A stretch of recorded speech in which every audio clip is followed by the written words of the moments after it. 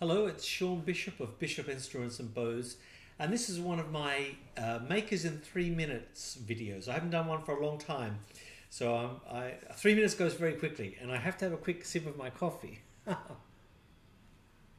You always need a cappuccino when you're talking about Italian instruments.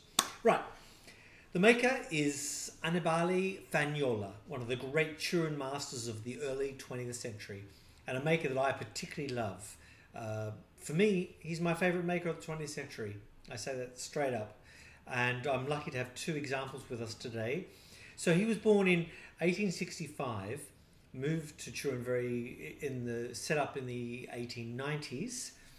Now, he worked for Marengo Rinaldi, we think, or he studied with him. They were more dealers, makers.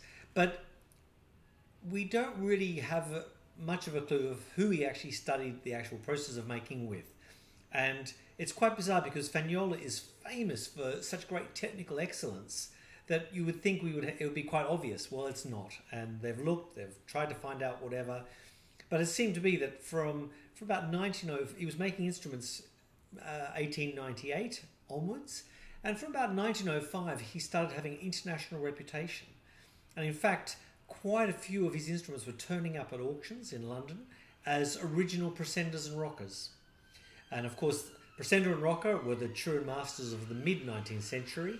And before that, we have Guadagnini during his Turin period. And Fagnola is without doubt the next maker of the great Turin masters.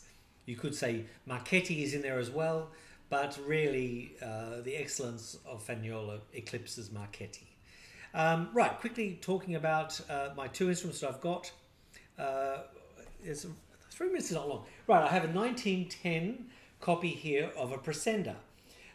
It's a Presender label. There's no Rocker label, no Fagnola label anywhere to be seen. And this was probably sold as a Presender. It's only in the last 20, 30 years of people saying, hang on a minute, that's not a Presender. So it's got to be a Fagnola. And this was certified by Dimitri Ginton as Fagnola 1910. A really great violin. And as you can see, it's been antiqued.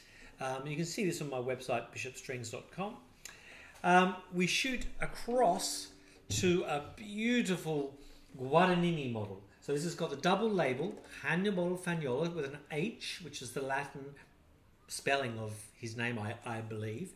And underneath it, so we've got the Fagnola label above, the Guadagnini label down below.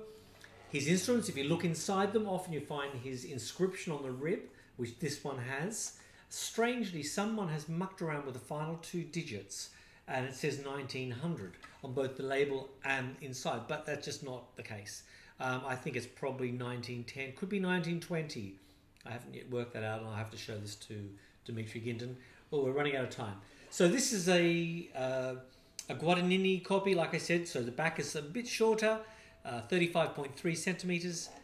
Fagnola died in 1939. His best instruments are really from 1905 to 1930.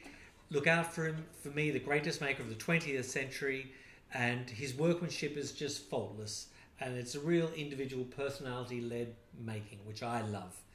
Come and try one. Bye-bye.